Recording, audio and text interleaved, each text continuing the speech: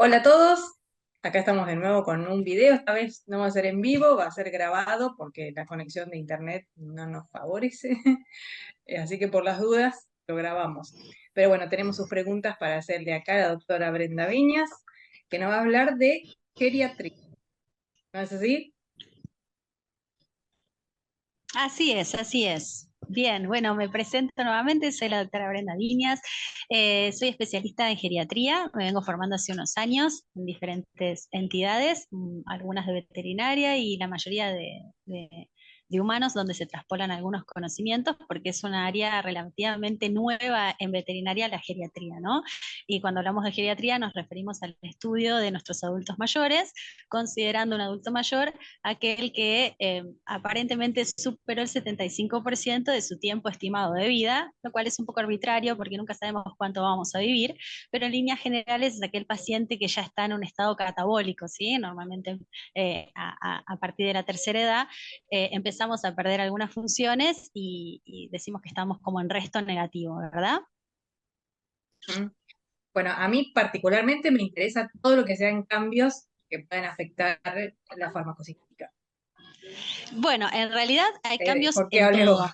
Específica En la pregunta. general, Específico. sí, en general lo que solemos ver en los pacientes es que todo el metabolismo se modifica, todos los órganos y sistemas sufren el paso del tiempo. Esencialmente, las funciones de todos los órganos, en mayor o en menor medida, decrecen. Entonces, en general, una de las cosas que vemos en farmacología en gerontes es que hay que modificar las dosis, ¿sí? Tanto en cantidad como si no en el intervalo posológico. Que por ahí en algunos tipos de fármacos, como los antibióticos, puede dar algún que otro punto de difícil conexión, ¿no? Con el clínico común, porque muchas veces lo que vemos es que se utilizan dosis más altas y son pacientes que no pueden tolerar ese tipo de dosis, ¿sí? No solo con analgésicos, que es lo más común, sino también con lo que es antibioticoterapia. Y es un problema a la larga, porque, bueno, como sabemos, la subdosificación de antibióticos después nos trae resistencia antimicrobiana. Hay varias Claro, formas ahí, de trabajar. perdóname, te interrumpo para hacerte una pregunta, o sea, o Sí, capaz lo ibas a decir después, pero ¿cuáles son los probablemente. parámetros que se Eso. evalúan? Eso te iba a Porque, decir. En general, o sea, hace unos años atrás, bueno, primero que se me dedicaba exactamente igual, ¿no? Un adulto, un cachorro y un geronte, después fuimos aprendiendo con los años de que deberíamos diferenciarlos y que la medicina debe ser personalizada. Y después lo que se vio es que en general, bueno, tratábamos de medicar por ahí, en menor cantidad, pero a todos los pacientes. La realidad es que todavía hoy no hay un consenso establecido sobre geriatría y depende de qué patología está sufriendo el paciente para ver si se empieza o no se empieza, particularmente hablando ahora, ¿no?, de antibióticos. Por ejemplo, un paciente con una laringotraqueitis, en general, un adulto no debería recibir antibióticos, sobre todo si no es una forma donde está complicada, donde no es un paciente de riesgo, porque ya lo sabemos, es una enfermedad viral esencialmente, que hay una bacteria que después se involucra, pero no en todos los pacientes amerita antibiótico-terapia. En los gerontes, con respecto al aparato respiratorio, normalmente empezamos de buenas a primeras con antibiótico porque sabemos que su aparato respiratorio no funciona como tal, ¿sí? Digamos, tiene menor capacidad de expulsar el moco, tiene menos distensibilidad, hay menor capacidad vital, entonces en general es un paciente que con una mínima obstrucción,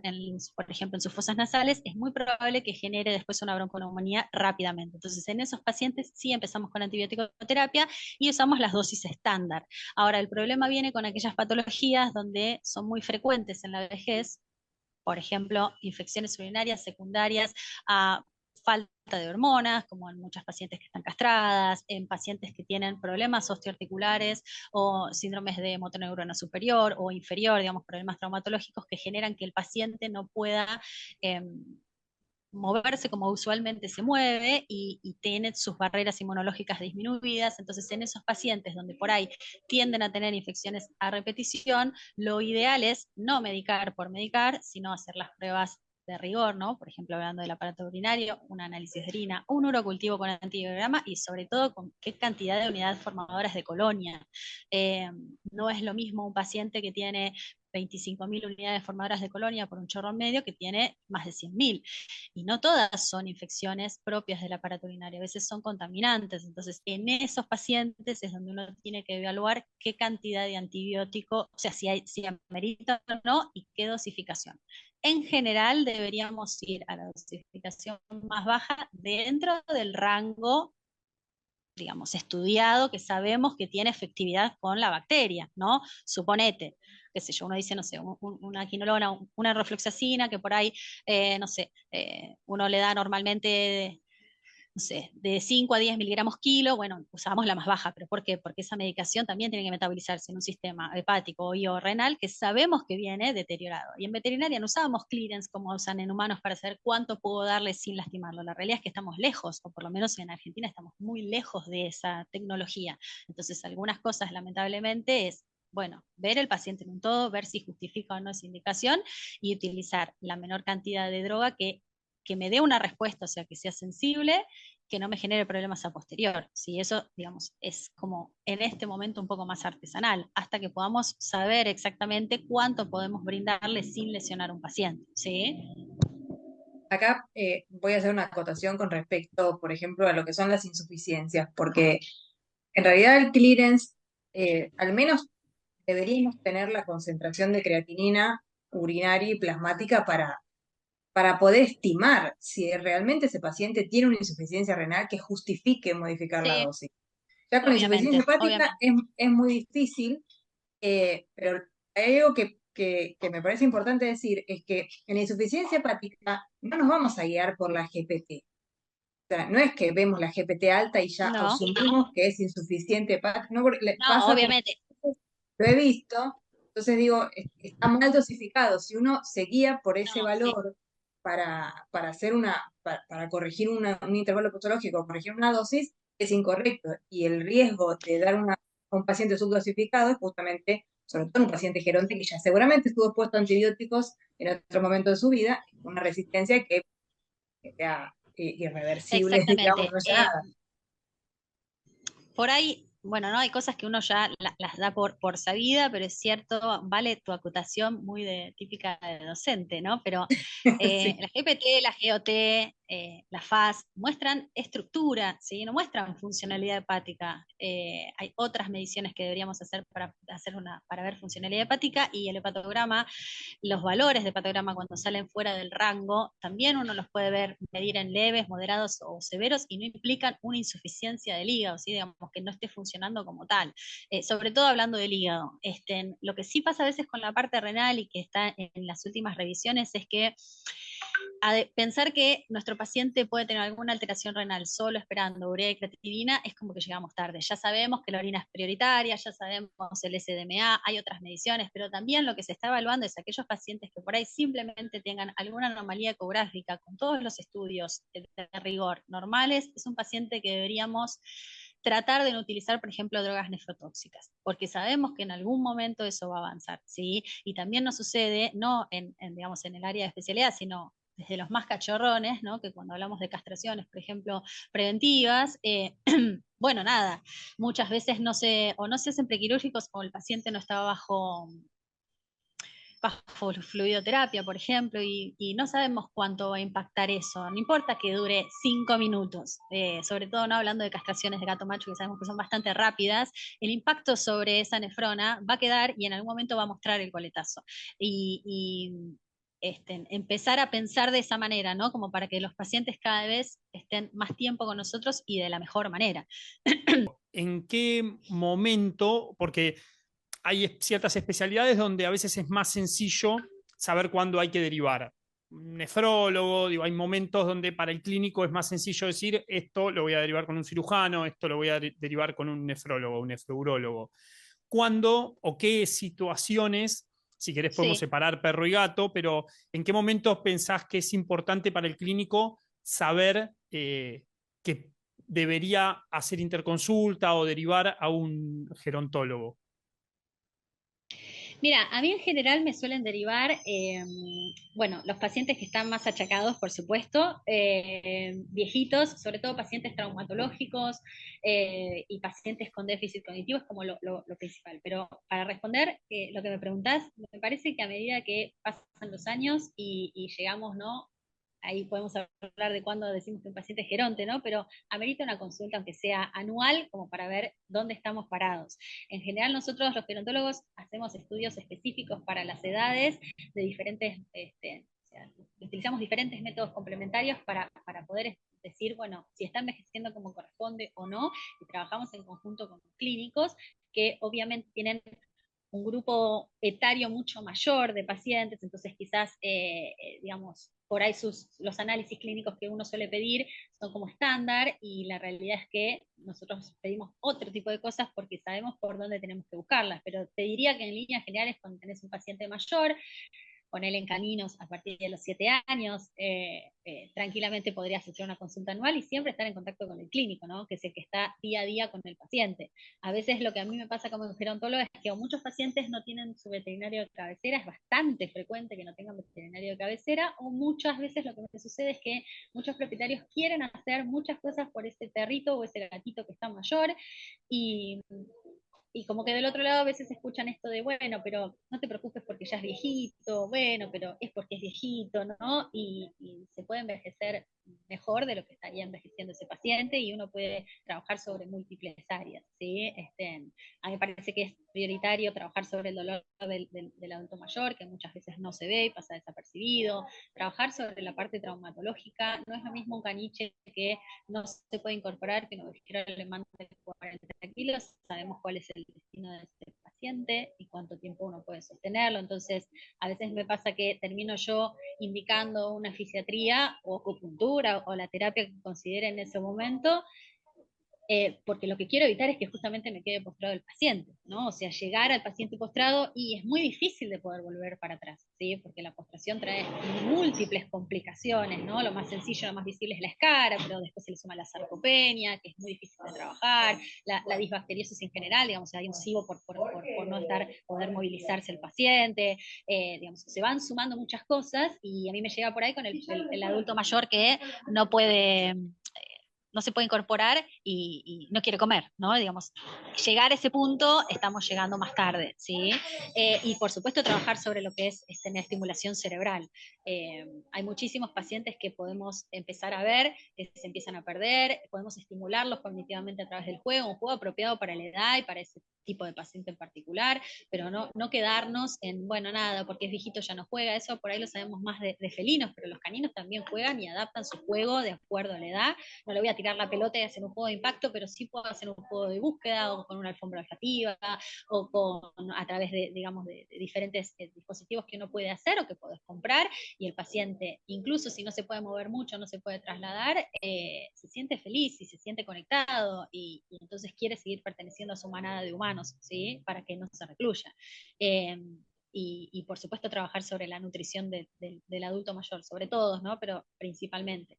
En general lo que solemos ver es que la mayoría de los pacientes, tanto por alguna patología como porque la boca está complicada o porque tienen mucho dolor, dejan de comer ultraprocesados y se van más hacia lo natural y hay que poder sostenerlos porque se pueden hacer dietas específicas para cada patología.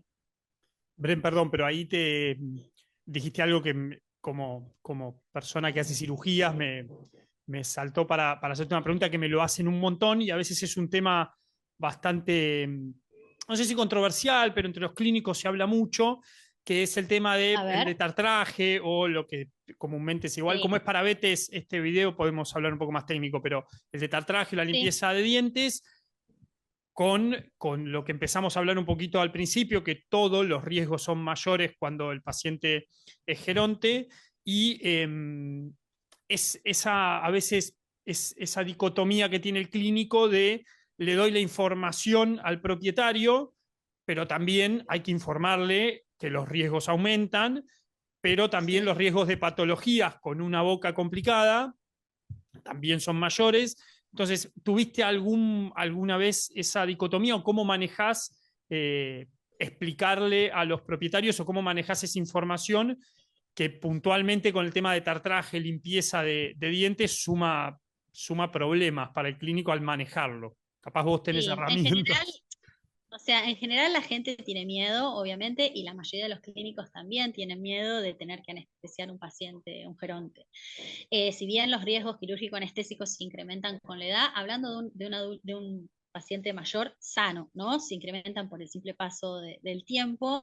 La realidad es que tenemos excelentes anestesiólogos y para eso hacemos los prequirúrgicos. O sea, la indicación sigue siendo mantener la cirugía, la infección, la inflamación en la boca, por sobre todas las cosas genera dolor y el dolor es un desestabilizador y estamos todavía, si bien se trabaja mucho, acostumbrados a, bueno, que le duela un poquito. La realidad es que el paciente que no se alimenta bien pierde peso, pierde masa muscular sobre la grasa, es un paciente que después va a ver comprometida su locomoción y va a terminar en eutanasia, digamos, ¿no? Me fui como muy rápido, pero No, no, termina en pero eutanasia a veces claro. por cosas que son prevenibles, ¿sí?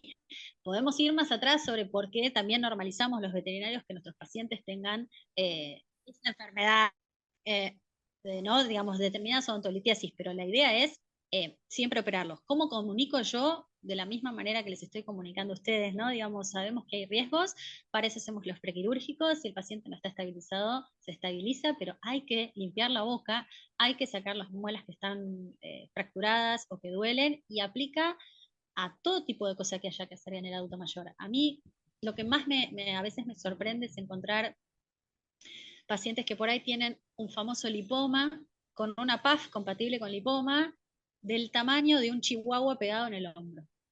O sea, está mal, chicos, eso está mal, porque no solo que es un tumor que genera una inflamación crónica, sino que además desbalancea la biomecánica del paciente y para poder sacar ese chihuahua pegado, la cirugía es mucho más cruenta, ¿sí? O sea, tienen que meterse en planos musculares y todo esto en un paciente viejito, que le va a costar más la recuperación. Cuando por ahí teníamos una masa mucho más chiquitita, que por ahí hacía 2 años que se la podríamos haber sacado. Entonces, me parece que, por un lado, nosotros tenemos que sacarnos los miedos, sabiendo que hay riesgos, haciendo todo lo que esté a nuestro alcance para tratar de minimizarlos, ¿sí? Pero hay que poner las cartas sobre la mesa, porque muchas veces estos pacientes después, sobre todo con la odontilitiasis, pasa un montón. No lo opero a los 15 porque ya tiene 15 y llega a los 17, sigue vivo el paciente y Capaz cada vez perdió está piezas peor. dentarias, claro. Tal cual, además del Son impacto, dos ¿no? que tiene, años, por es un supuesto. montón. Bueno, claro, ponele. O sea, pero Sí, son dos pero años y me ha pasado, de ver pacientes diciendo y sigue viviendo y tiene espíritu de vida, ¿viste? O sea, está aferradísimo, entonces, pero no, le cuesta comer. Entonces terminamos a veces teniendo que ir a una cirugía más rápida, menos programada, o con el dolor de paciente, o con todo el daño que genera sobre el riñón, sobre el corazón, sobre, digamos, el resto del sistema, por no haberlo hecho antes. Y lo mismo, ¿no? Vamos más atrás, la prevención del paciente. Aquellos pacientes que hacen dietas naturales tendrán algunos beneficios sobre la odontolitiasis, pero el que no hace y hace ultraprocesado se puede cepillar los dientes. Digamos, tenemos que empezar a trabajar sobre la prevención, no tenemos que normalizar que todos nuestros pacientes terminen con la boca en mal estado. Hay algo que tenemos que ir reviendo, ¿no? A medida que vamos avanzando en la profesión y vamos cada vez conociendo más cosas y aprendiendo más por nuestros pacientes, bueno, nada, podemos mantener la higiene bucal y con mucha suerte el paciente no llega al destartraje, ¿no? No por sacarte de trabajo, por no, no, favor, no. ¿no? Pero de No, verdad, pero no, porque ya de tenemos por que... sí tenemos trabajo con los lipomas, pero cuando Exacto, eso es que lo que eso es un dijiste es, montón. yo trato de, que por eso bueno es la idea de estos videos, pero yo con los clínicos que nos consultan, trato mucho, cuando dijiste los lipomas se me llenó la cabeza de colores porque es una discusión muy prolongada por el tema de esperemos y controlemos, que es una frase que escuchamos un montón, que vienen los pacientes y Sí, dicen, no, a mí me dijeron de controlar, pasaron 2 años y el lipoma está muchísimo más grande. Pues dicen, bueno, ¿cuál fue el control? O sea, ¿qué hicimos durante claro. esos 2 años que creció? Porque control puede ser bueno. Esperamos 2 meses a ver si en esos 2 meses hay una evolución grande o no, pero igual en algún momento lo tenés que sacar, porque ¿cuál es el objetivo del esperar y controlar? No asumir el Sí, en riesgo de realidad operarlo. Pero en algún es tal cual, momento es eso va a exactamente. seguir creciendo. Es imposible que algo vaya para atrás. En la biología Sí, generalmente las cosas son para adelante. sí, digamos, obviamente uno siempre tenemos el ideal y después existe el real. Muchas veces uno dice, bueno, hay un paciente que, o que tiene alguna otra comorbilidad y cuesta estabilizarlo, o por ahí tenemos gente que no está, eh, no puede afrontar en ese momento o transicionar esa tensión de la cirugía, entonces uno dice, bueno, nada, hagamos una PAF, veamos cómo estamos, no hay células malignas, sabiendo que la PAF siempre es una aproximación diagnóstica, no es un histopatológico, pero bueno, haciendo esas salvedades uno puede ir controlando en la medida que por ahí si crece algo o empieza a molestar, bueno, uno lo saca, digamos, existen salvedades, ¿no? Tampoco es ni blanco ni negro, pero muchas veces me pasa esto, que me llegan a mí como segunda opinión, que obviamente yo no me dedico a cirugía, yo no soy oncóloga, trabajo con equipos especializados para eso, y la verdad es que muchas veces uno dice, nos hubiésemos evitado un montón de cosas antes si, nada, si hubiésemos puesto por ahí las cartas sobre la mesa. A nadie quiere ninguno de nosotros queremos que nuestros pacientes la pasen mal, ninguno quiere tener un deceso, ¿no? En lo que es el quirófano, para nada, sea de la edad que sea nuestro paciente, así que me parece que, bueno, es esto, es informarnos, hacer todos sí los estudios de rigor, sea cual sea la edad del paciente, ¿no? No importa que tenga menos de un año, para una castración deberíamos hacer prequirúrgicos también, y que además nos sirven como para puntapié, como para ver cómo empieza mi paciente y cómo va progresando a lo largo de los años, ¿sí? Quizás en medicina felina están un poco más adelantados, se ha trabajado mucho sobre medicina felina, ¿no? Digamos, los felilólogos han hecho mucho su nicho de prevención y de estar, entonces, bueno, por eso cuando me preguntás el tema de cuándo, por ejemplo, que un gatito haga la consulta gerontológica, la verdad que si está con un especialista, muchas veces trabajamos en conjunto, pero suelen estar bien cubiertos. Hay toda una parte de lo que es caninos que sí está muy, muy en el aire, eso sí es lo que más se ve, ¿sí? Eh, y además, en general, el felino tiene un envejecimiento bastante buenos, ¿no? Digamos, son bastante más longevos, por sus propias características propias de la especie, no, digamos, sacando, ¿no? Que falla normalmente el riñón o la parte cardiológica, son pacientes que se mantienen muy bien, el perro sí se achaca mucho más, dependiendo, ¿no? El talla, el porte del paciente y la genética, y entonces a veces requieren antes. Y volviendo, ¿no? A lo que es la polifarmacia, nada, sí, bueno, nada, quizás las consultas con los gerontólogos estarían buenas ver cuándo indicamos por ahí mucha o no tanta medicación, ¿no? Yo ayer atendí un paciente que estaban perfectamente indicadas las medicaciones, pero un paciente de 19 años, ya geriátrico, ¿no? Digamos, con muchas comorbilidades, donde, bueno, se le había indicado Solubrón para mejorar la parte respiratoria, que es bastante frecuente, que el adulto mayor tenga, ¿no? Como mucosidad atrapada, y le habían indicado un Reliberan, que después le dio signos extrapiramidales, bueno, como un montón de cosas. El paciente después no quería comer nada porque todo le daba náuseas, y la realidad es que casi termina internado porque no quería ni tomar agua, por lo mal que se sentía, por las medicaciones, y quizás no era una mucosidad en ese momento como para indicar un Solubrón, ¿no? Como para indicar medicación, sino bueno, quizás algo de kinesio respiratoria, ver dónde está durmiendo, eso es algo súper importante, ¿no? En geriatría hay que tratar de adaptar el ambiente al paciente y no que el paciente se siga adaptando. Entonces a veces parece una pavada, pero decís, ¿dónde duerme el adulto mayor? No, bueno, duerme en una mantita o en un puff, y cuando empezás a preguntar son de esos puffs que como que te atrapan, viste, que no podés salir. Sí. Imagínate que no te funcionan las patas, es como, yo le digo, es como cuando estás embarazada de 9 meses y te ponen un silloncito bajito y te dicen, bueno, dale, levántate, y tenés como que ir rodando para poder salir, no hay forma. Bueno, imagínate con 4 patas que no están funcionando bien, bueno, nada, quedó ahí atrapado el adulto mayor ahí en el puff, que a vos te parece que está re cómodo y en realidad la está pasando mal, ¿sí? Claro, O no bueno, podés ni rodar, claro. claro, ¿entendés? Súper común, que por ejemplo, no sé, a veces, sobre todo en verano, que los dejan en el puff al lado de la ventana para que vean a la vida pasar, que a mí me encanta, ¿eh?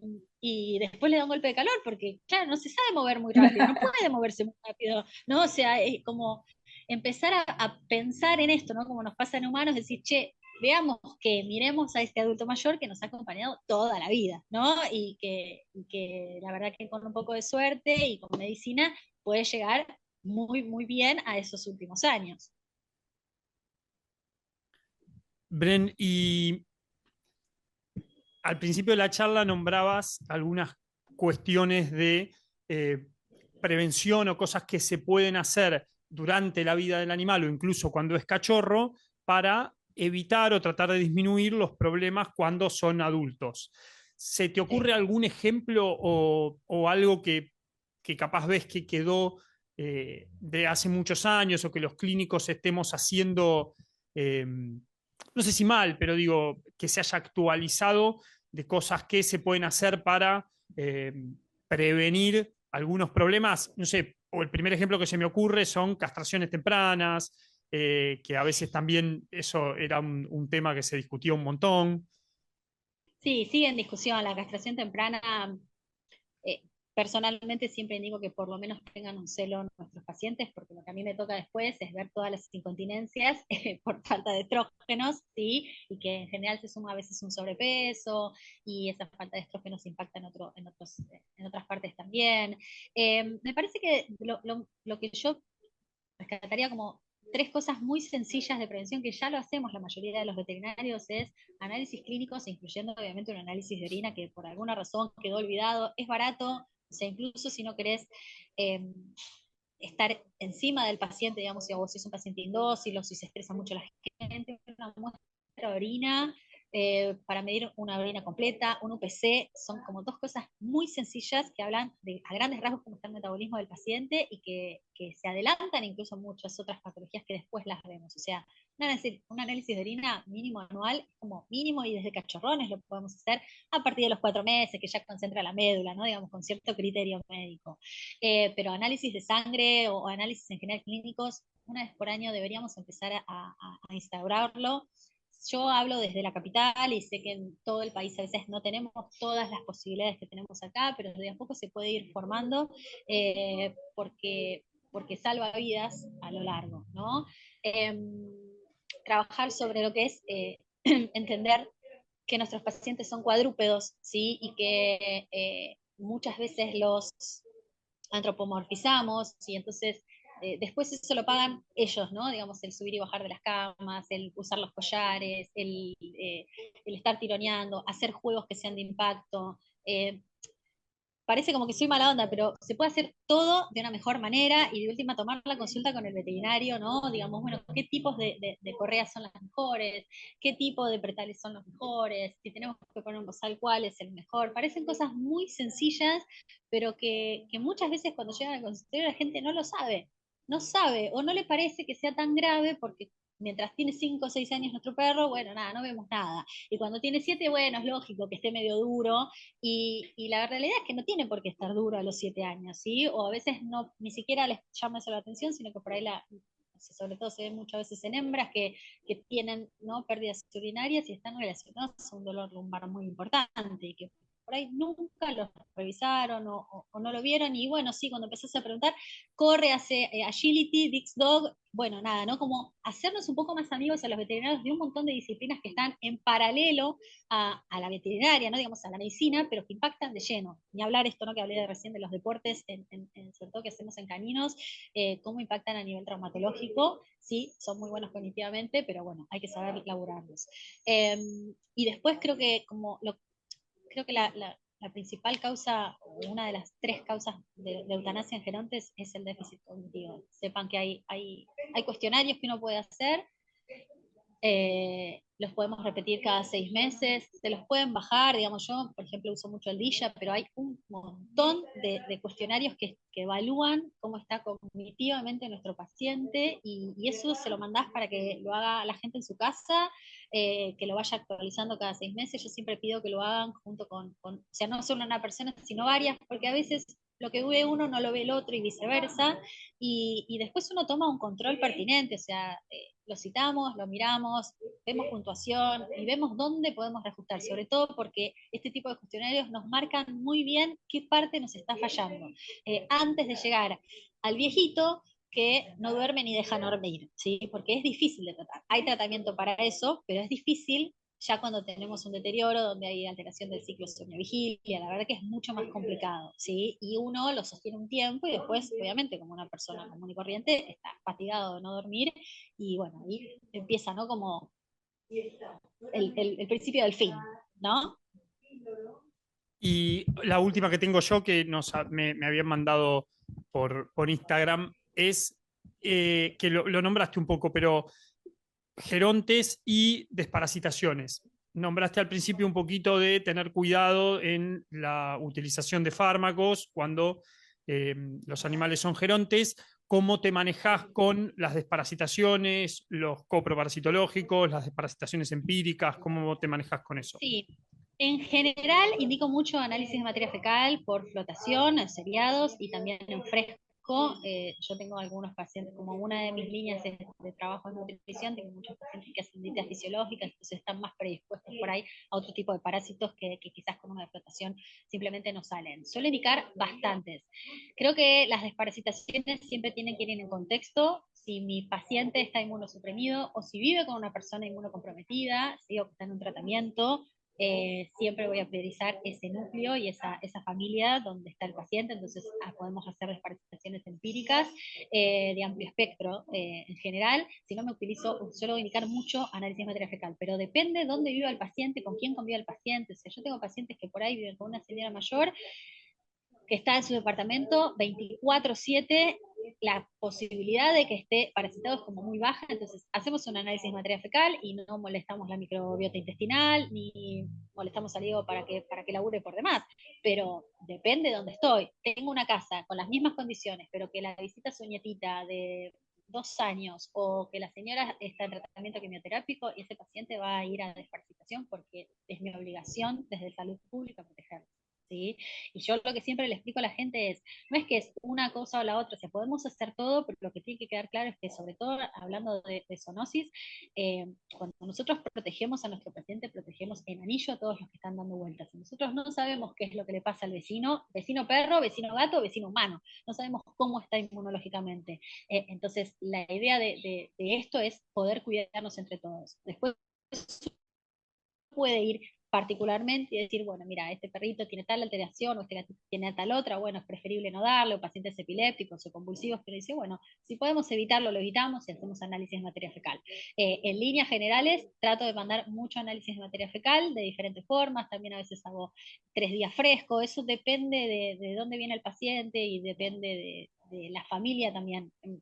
A veces sobre todo a veces uno escucha de los cirujanos que lo que más les gusta es obviamente que están sin esta familia y dando vueltas, pero como clínica, ¿no? Y como geriatra, nuestros pacientes vienen con una familia, con un núcleo familiar, y es importante saber cómo está compuesto ese núcleo familiar.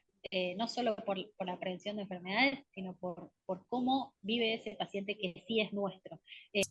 Vacunas y gerontes, era Vacunas y pregunta gerontes. amplia. Sí, sí. Sí, sí, sí. Una de las preguntas era eso, sobre si vacunamos a los gerontes. Sí, sí, vacunamos, siempre vacunamos. Hay pocas razones por las cuales uno no vacuna. Si obviamente está en mal estado de salud, ¿no? De que no tiene sentido vacunar porque es un animal que no va a levantar defensas. Si está en un tratamiento quimioterápico, bueno, no vacunamos. Después siempre vacunamos. En los extremos de la vida, tanto en los bebés como en los adultos mayores, el sistema inmunológico es poco eficiente, así que la vacunación nos ayuda un poco a evitar estas enfermedades inmunoprevenibles, ¿no? Como las enfermedades infectocontagiosas. Incluso hay algunos estudios, lo que pasa es que todavía está todo en veremos, porque estamos hablando de veterinarias, donde se ha visto que el nivel de anticuerpos que incluso levantan dura muchísimo menos, así que en algunos lugares se habla de si se propone quizás repetir 2 veces en el año, de acuerdo a cómo esté la carga epidemiológica del lugar donde vive ese paciente. Siempre hay que vacunar, ¿sí? Lo que sí por ahí uno hace, o yo particularmente, es no doy todas las vacunas juntas, o sea, le doy un tiempo, ¿no? A nuestro pobre viejo, que sea, damos la rabia, esperamos 20 días, un mes, damos la sextuple, ¿no? Y vamos viendo cómo va y cómo tolera, pero en la mayoría de los pacientes se tiene que vacunar. Gatos o perros salgan o no salgan a la calle. Esta es como la condición. Así que desde el punto de vista gerontológico incluso se súper indica por esto, porque hay gerontes que se pueden terminar agarrando un moquillo que obviamente no sobrevive un geronte de un moquillo, ¿no? O sea, hay una baja tasa de sobrevivencia en un muchacho joven, imagínense en un adulto mayor. Y son enfermedades inmunoprevenibles 100%, diría un colega muy famoso. Bren, y la última con esto, lo que decís de capaz repetir o hacer los intervalos entre vacunas más cortos, entre la misma vacuna, digo, repetir en el mismo año 2 veces, y eso también tiene que ver con el tipo de vacuna, si son vacunas vivas, inactivadas. Eso, Sí, sí, en general dentro de los estudios que estuve leyendo que están haciendo depende un poco qué tipo de vacuna es, sobre todo por qué nivel de anticuerpo y cuánto tiempo se sostienen. Hace muchos años yo había leído un estudio de vacunación antirrábica sobre vacuna fue salida y que hablaba un poco de que aquellos pacientes donde se venían vacunando de forma, ¿no? digamos, anual y de la forma correcta, sostenían un nivel de anticuerpos mucho más tiempo del que, digamos, nosotros estipulamos. Pero bueno, hay poca información que no sea solo de cada laboratorio, digamos, hay claro. poca información sobre cada grupo de vacuna, pero bueno, es algo que se propone y de hecho en algunos lugares de Argentina se hace, no solo con gerontes, sino por ejemplo sextuple, solemos, en algunos lugares suelen repetir 2 veces en el año, o leptospirosis, que sabemos que igual no es necesario, pero en algunos lugares por la carga alta que hay de la enfermedad. Entonces, está como para veremos. Lo que sí yo, digamos, en el punto hoy por hoy, es que sí hay que vacunar. Hablamos de un adulto de un paciente que está sano, ¿no? Si no está ni comiendo, claramente no lo vamos a vacunar, eso en general le encontramos a la gente, pero para cualquier colega que vea en condiciones diferentes, tiene que vacunarse. Es así, tiene que vacunarse. No te escucho, Jime, estás Sí me estás muteada. muteada. Ay, qué lindo, parece hace 2 años esto. Estoy muteada. Sí. Que te voy a Recién decir que si está viajé al parasitado, 2020. bueno, eso pasó muchas veces. Que si está parasitado, tampoco lo vas a vacunar porque en realidad parasitado es enfermo. Cuando Eso, hablamos de un estado de salud, obviamente hablamos de un paciente que está con todo lo que implica una salud y si está con una parasitosis activa, ¿no? Donde yo veo, no sé, tanto si veo formas parasitarias como si tengo un copro que me dice está lleno de trichuris, bueno, nada, lo mejoro, bajamos la carga y después la vacunamos. No es que no se puedan dar vacunas y parásitos. El tema es si le va a servir esa vacuna, ¿no? claro, Digamos, ¿para qué los vacunamos? Para tratar de protegerlos, para tratar de que haya formas graves de presentación de esa enfermedad. Entonces, si ya viene trabajando con algo y le sumamos la vacuna, bueno, levantará un buen nivel, esos anticuerpos serán eficientes en su tarea, entonces un poco por eso es que uno las corre. Ahora, una vez que el paciente está en salud, que no está en un tratamiento que sabemos que por ahí compromete inmunológicamente, bueno, nada, sí se puede vacunar, ¿no? Cuando hablamos de revisar a un paciente, es revisar lo que veo y tratar de tener información de lo que no veo, ¿no? Y ahí vuelve a entrar métodos complementarios como nuestra ayuda para lo que es medicina preventiva. Y las vacunas son medicina preventiva y es, digamos, ha sido un antes y un después en todo lo que es la medicina humana y animal, ¿no? O sea, es así. Así que sí, sí hay que vacunar a los adultos que estén en salud, si no uno los trata de llevarlos a un nuevo estado de salud. En geriatría siempre hablamos, ¿no? De que es en ese equilibrio, en ese punto de equilibrio donde está, ¿no? Porque un día está bien y por ahí el otro día no está bien, pero nunca se va a enfermar un paciente mayor por vacunarse. En el peor de los casos no va a levantar un buen nivel de anticuerpos, pero no lo vamos a dañar jamás. bien. Bueno, Perfecto. creo Bueno, que yo ya le preguntamos un montón, igual. Sí, sí, sí. Aprovechamos el tiempo al máximo. Sí. sí, sí, sí. Bueno, nada, yo Bueno, encantada de haber estado, chicos. Un placer. muchas Gracias, Brem. gracias, Bren. Bueno, nada, ya cuando lo subamos te avisamos.